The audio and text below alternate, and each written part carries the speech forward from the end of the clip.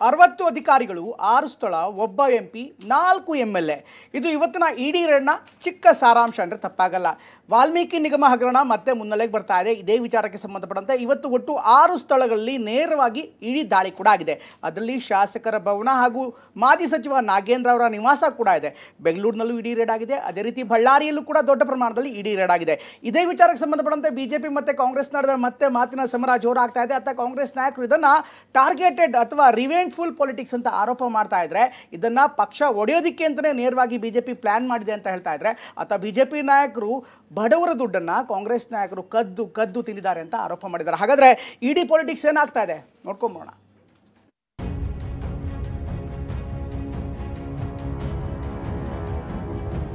ಇಡಿ ಅಧಿಕಾರಿಗಳು ಬಳ್ಳಾರಿಯಲ್ಲಿರತಕ್ಕಂತಹ 4 ಶಾಸಕರ ಮನೆಗಳ ಮೇಲೆ ದಾಳಿಯನ್ನು ಮಾಡಿರುವಂತದ್ದು.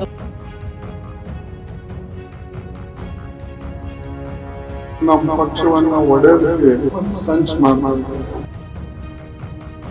ಯಾವುದೇ ಕಾನೂನಿನ ಉಲ್ಲಂಘನೆ ಆಗಿದೆ ಅದಕ್ಕೆ ಸಪೋರ್ಟ್ ಮಾಡಲ್ಲ. ಬಡವರ ಹಣವನ್ನ ತಿಂದಿರ್ತಕ್ಕಂಥ ಈ ಕಾಂಗ್ರೆಸ್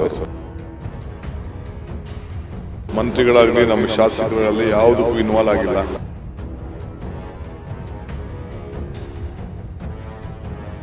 ಕೆಲ ದಿನಗಳಿಂದ ತಣ್ಣಗಿದ್ದ ವಾಲ್ಮೀಕಿ ನಿಗಮದಲ್ಲಿನ ಬಹುಕೋಟಿ ಹಗರಣ ಮತ್ತೆ ಸದ್ದು ಮಾಡಿದೆ. ಈ ಪ್ರಕರಣದ ತನಿಖೆ ನಡೆಸುತ್ತಿರುವ ಇಡಿ ಬಳ್ಳಾರಿಯಲ್ಲಿಂದು ಬೆಳ್ಳಂಬೆಳಗ್ಗೆ ಮೆಗಾ ರೇಡ್ ನಡೆಸಿತು.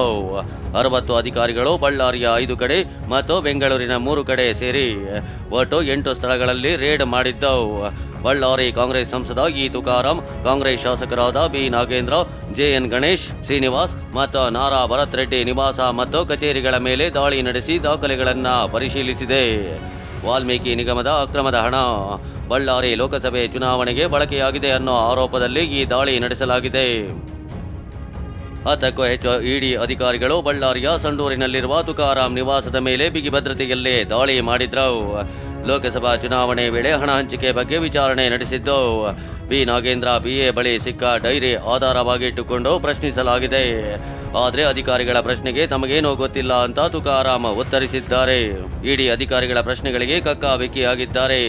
ಇನ್ನು ಈ ತುಕಾರಾಂ ಮತ್ತು ಪತ್ನಿ ಶಾಸಕಿ ಅನ್ನಪೂರ್ಣ ಮೊಬೈಲ್ಗಳನ್ನು ವಶಕ್ಕೆ ತೆಗೆದುಕೊಂಡು ಫೋನ್ ಕರೆಗಳ ಲಿಸ್ಟ್, ವಾಟ್ಸಾಪ್ ರೆಕಾರ್ಡ್ ಪರಿಶೀಲನೆ ಮಾಡಲಾಗಿದೆ.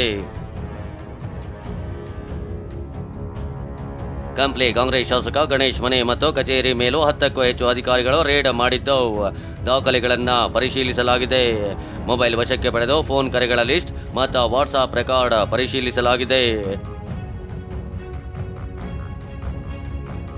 ಬಳ್ಳಾರಿ ನಗರ ಶಾಸಕ ನಾರಾ ಭರತ್ ರೆಡ್ಡಿ ಅವರ ನೆಹರು ನಗರದಲ್ಲಿರುವ ಮನೆ ಮೇಲೆ ಇಡಿಯ 6 ಅಧಿಕಾರಿಗಳು ದಾಳಿ ಮಾಡಿದ್ರು. ಮನೆ ಮೇಲಿನ ಮಹಡಿಗೆ ಕರೆದೊಯ್ದು ವಿಚಾರಣೆ ನಡೆಸಿದ್ರು. ಶಾಸಕರಾದ ಭರತ್ ರೆಡ್ಡಿ ಮೊಬೈಲ್ ವಶಕ್ಕೆ ಪಡೆದಿದ್ದಲ್ಲದೆ ಭರತ್ ರೆಡ್ಡಿ ಕಚೇರಿಯಿಂದ ಕೆಲ ದಾಖಲೆ ತರಿಸಿಕೊಂಡು ಪರಿಶೀಲನೆ ನಡೆಸಿದ್ರು. ಇನ್ನು ಬ್ಯಾಂಕ್ ವಹಿವಾಟಿನ ಪ್ರತಿ ಸೇರಿದಂತೆ ಕೆಲ ದಾಖಲೆಗಳ ಪರಿಶೀಲನೆ ಮಾಡಿದ್ದಾರೆ. ಅದೇ ರೀತಿ ಕೂಡ್ಲಿಗಿ ಕಾಂಗ್ರೆಸ್ ಶಾಸಕ ಶ್ರೀನಿವಾಸ ನರಸಿಂಹಗಿರಿಯಲ್ಲಿರೋ ಮನೆ ಮೇಲೂ ರೇಡ್ ಮಾಡಲಾಗಿದ್ದು ಹಲವು ದಾಖಲೆಗಳನ್ನು ಪರಿಶೀಲಿಸಲಾಗಿದೆ. ಉಳಿದಂತೆ ವಾಲ್ಮೀಕಿ ನಿಗಮ ಹಗರಣದ ಪ್ರಮುಖ ಆರೋಪಿ ಎನ್ನಲಾದ ಮಾಜಿ ಸಚಿವ ಬಳ್ಳಾರಿ ಗ್ರಾಮೀಣ ಶಾಸಕ ಬಿ ನಾಗೇಂದ್ರ ಹಾಗೂ ಇಡಿ ಶಾಕ್ ಕೊಟ್ಟಿದೆ. ನಾಗೇಂದ್ರರ ಬೆಂಗಳೂರಿನ ಕೋಡಿಗೆಹಳ್ಳಿಯಲ್ಲಿರೋ ಅಪಾರ್ಟ್ಮೆಂಟ್ ಮೇಲೆ ಬೆಳ್ಳಂಬೆಳಗ್ಗೆ ದಾಳಿ ನಡೆಸಲಾಯಿತು. ಅವರ ಫ್ಲಾಟ್ನಲ್ಲಿ ದಾಖಲೆಗಳನ್ನು ಶೋಧಿಸಲಾಯಿತು. ಇನ್ನು ನಾಗೇಂದ್ರರ ಶಾಸಕರ ಭವನದಲ್ಲಿರೋ ಕೊಠಡಿಗೂ ಲಗ್ಗೆ ಇಟ್ಟ ಇಡಿ ಟೀಮ್ ಶಾಸಕರ ಭವನದಲ್ಲಿ ಹಣ ವಿತರಣೆ ಆಗಿದ್ದ ಕುರಿತು ಮಾಹಿತಿ ಕಲೆ ಹಾಕಿದೆ. ನಾಗೇಂದ್ರರ PA ಗೋವರ್ಧನ್ ಅವರ ಮನೆಯ ಮೇಲೂ ಇಡಿ ಅಧಿಕಾರಿಗಳ ತಂಡ ದಾಳಿ ನಡೆಸಿದೆ. ನಿರಂತರ 10 ಗಂಟೆಗಳಿಗೂ ಹೆಚ್ಚು ಕಾಲ ಇಡಿ ದಾಳಿ ಮುಂದುವರೆಸಿದೆ. ಪ್ರಮುಖವಾಗಿ ಲೋಕಸಭಾ ಚುನಾವಣೆಯಲ್ಲಿ ಹಣ ಹಂಚಿಕೆ ಬಗ್ಗೆ ಇಡಿ ಪ್ರಶ್ನೆಗಳನ್ನು ಕೇಳ್ತಾ ಇದ್ದು ಎಲ್ಲರಿಗೂ ಒಂದೇ ಮಾದರಿಯ 28 ಪ್ರಶ್ನೆಗಳನ್ನಿಟ್ಟು ವಿಚಾರಣೆ ಮಾಡ್ತಿದ್ದಾರೆ. 5 ಹೇಳಿಕೆಗಳನ್ನು ಇಡಿ ದಾಖಲಿಸಿಕೊಳ್ತಿದ್ದು ಒಟ್ಟು 60 ಅಧಿಕಾರಿಗಳು ದಾಳಿಯಲ್ಲಿ ಭಾಗಿಯಾಗಿದ್ದಾರೆ.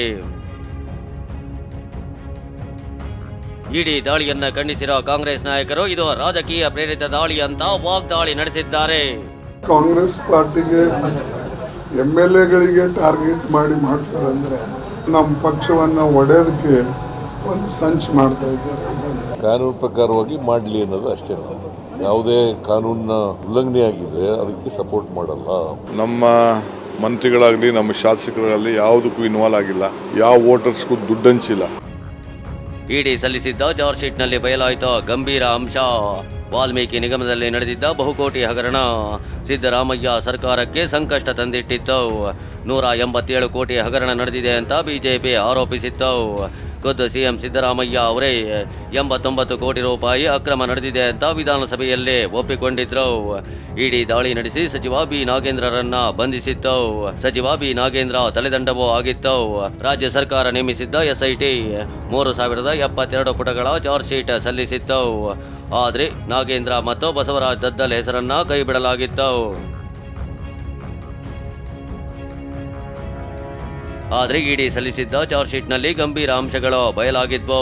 187 ಕೋಟಿ ರೂಪಾಯಿ ವಾಲ್ಮೀಕಿ ಅವ್ಯವಹಾರದ ಪೈಕಿ 97.32 ಕೋಟಿ ರೂಪಾಯಿ ವರ್ಗಾವಣೆ ಆಗಿತ್ತು. ಸಚಿವ ನಾಗೇಂದ್ರ ಅವರ ನಿರ್ದೇಶನದಂತೆ ಹಣದ ಸಂಪೂರ್ಣ ವಹಿವಾಟು ನಡೆದಿದೆ.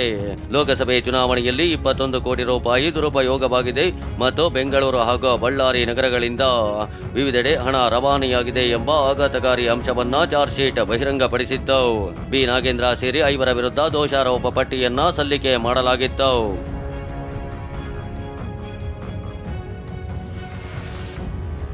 ಇನ್ನೊಂದೆಡೆ ಇಡಿ ದಾಳಿ ಟೀಕಿಸುತ್ತಿರೋ ಕಾಂಗ್ರೆಸ್ಗೆ ಬಿಜೆಪಿ ನಾಯಕರು ಕೌಂಟರ್ ಕೊಟ್ಟಿದ್ದಾರೆ.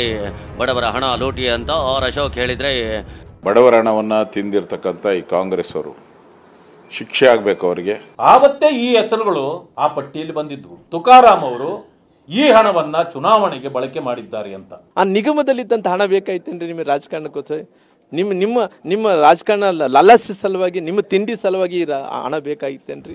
ಒಟ್ಟಾರೆ ಕೆಲ ದಿನಗಳಿಂದ ತಣ್ಣಗಿದ್ದ ವಾಲ್ಮೀಕಿ ಹಗರಣ ಮತ್ತೆ ಸದ್ದು ಮಾಡಿದೆ. ಬಳ್ಳಾರಿಯ ಕಾಂಗ್ರೆಸ್ ಶಾಸಕರು ಸಂಸದರಿಗೆ ಇಡಿ ಶಾಕ್ ಕೊಟ್ಟಿದೆ. ಮುಂದೆ ತನಿಖೆ ಯಾವ ದಿಕ್ಕು ಪಡೆಯುತ್ತಾ ಕಾದು ನೋಡಬೇಕಿದೆ. Bureau report, TV9.